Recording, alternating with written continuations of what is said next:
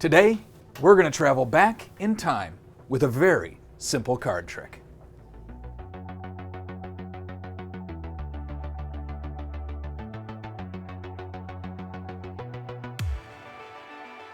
Welcome back to the Hat and Hare Academy, everyone. My name's Jonathan, and today we're going to learn a card trick called Card Warp. This is a very simple trick that will allow you to travel back in time using just a couple of cards. We're going to use these two cards right here. We're going to use the 4 of clubs and the ace of diamonds. Now I'm going to fold the 4 and the ace. I'm going to fold the 4 the long way, like this. Boom. Okay. And I'm going to fold the ace the short way, like this. Okay. Now you can tell the two cards apart because the 4 is folded the long way and the ace is folded the short way. If I take and place the ace up inside the 4 like that, you can still tell them apart because the ace is still folded this way and the 4 is still folded this way. I can open it all up and show you the faces as well, and you can still tell them apart because here's the 4 and here is the ace. Now this is the time travel part, and we'll come in close for that. You can see the 4 right down there. If I push up on it, it travels back in time to its pre-folded state like that. I'll do that again. I'll push down on it and the 4 travels back.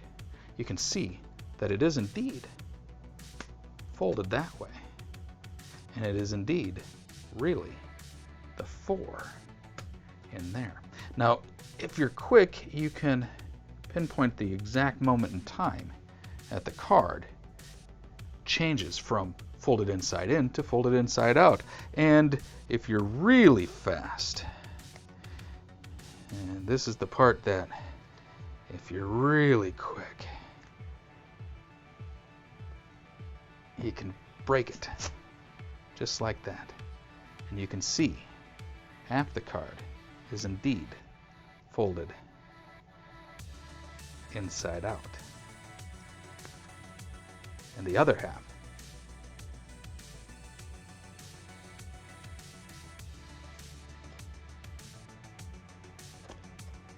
is folded inside in. And that, my friends, is Card Warp. Okay, now that you've seen what Card Warp looks like, let's teach you how to do it. For it, you're going to need a couple of cards, and you're going to need to do a little advanced preparation.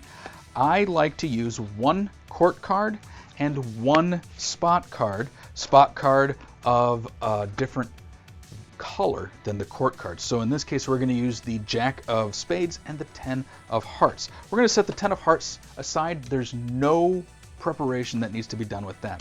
For the Jack, what you're going to do is you're going to make a secret tear halfway through the card, okay? And the way you do that is I like to find the centers by just simply folding the card in half lengthway this way and giving it a little pinch there, and then folding it in half short ways and giving it a little pinch there. I then take with the face facing me and I very carefully tear straight down the Jack to the center, okay? Very important that it goes to the center. I work it in a little bit, and I flatten it out so it looks like I haven't done anything with it. I then take and place those 2 cards with the Jack and the 10 on top of it right up at the face of the deck. And now you're set. You're ready to go. So when you go to introduce the trick, you say this is a card trick. It uses 2 cards, and we're going to travel back in time. I just simply thumb off the top 2 cards off the face, and I set the rest of the deck aside. I take the Jack in my right hand. The Jack has the tear in it, okay? I can show both sides, and the reason people don't see the tear is because, 1, my finger is covering the tear, but as I turn it over, the busyness of the pattern on the back and on the face hides that tear really well, okay?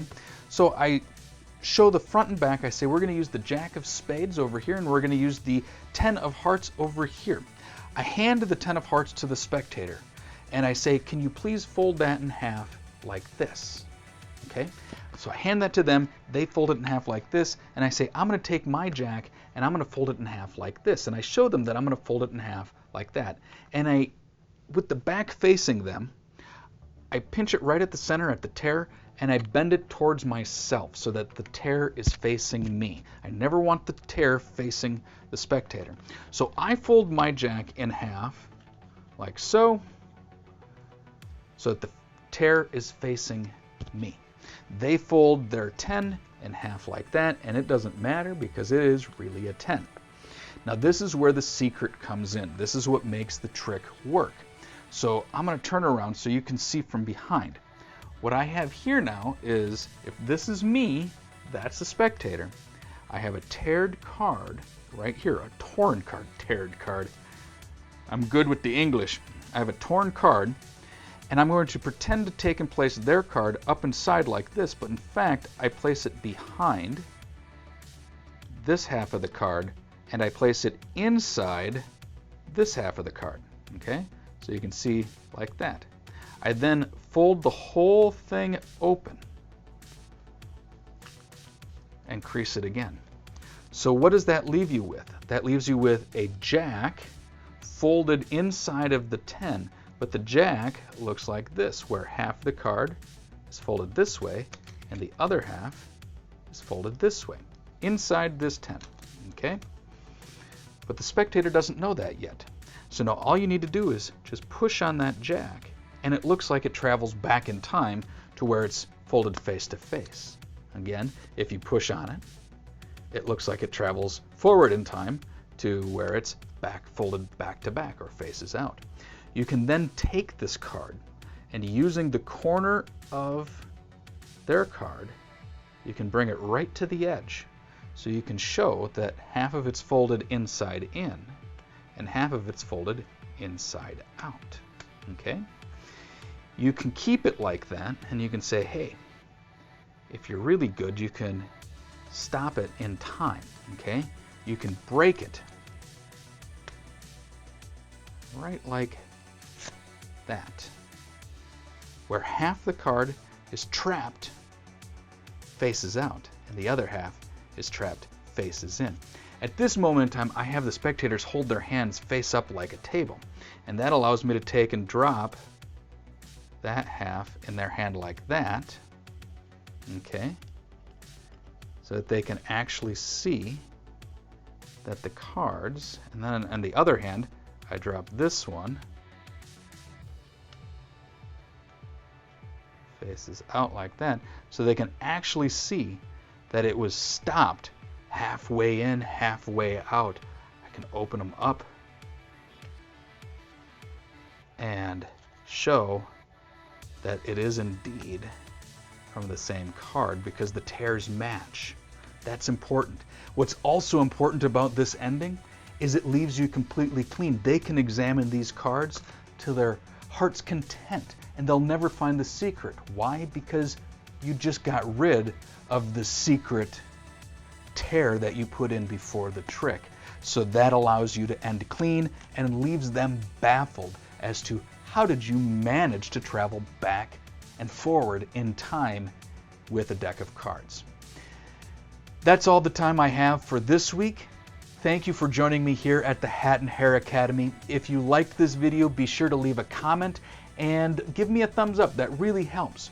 Also, if you know someone that would like to learn magic, be sure to send a link of this video to them so that they can learn magic along with us.